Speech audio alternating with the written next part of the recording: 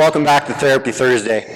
So it's summertime. I've been doing a little more cycling, a little more running, a little water skiing, wakeboarding, hiking, a little more unusual mix of activities, and my hamstring's starting to bark at me. So I thought we'd do a quick video today to get you inside the mindset of how we manage before it becomes an injury, starts to nag and starts to show itself a little bit, how we would change our active routine. So we're going to call this a hamstring sort of maintenance video, things to do proactively before this becomes an actual injury.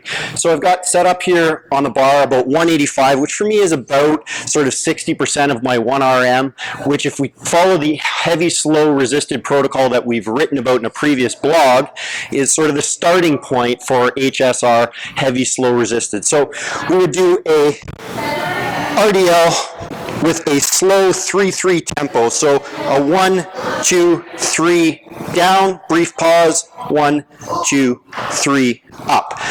So that protocol in the first week is 15 reps, 4 sets.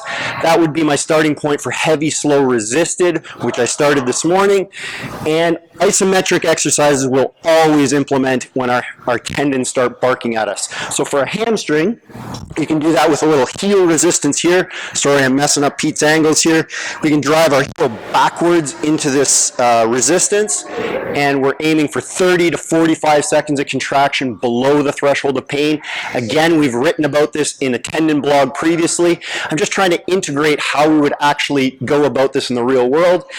Secondarily, one option for an isometric load on the hamstring is to do a bridge with a slight knee extension bias, lift up and get myself in a hold where I can feel that load through the hamstring. Again, 30 to 45 seconds is approximately the time frame that we're looking to hold this isometric load on.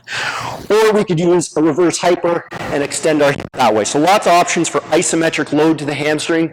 In addition, we would do some stretching, some soft tissue work in the clinic, and that's all what I'm getting started on now to sort of address this little nag before it becomes a problem.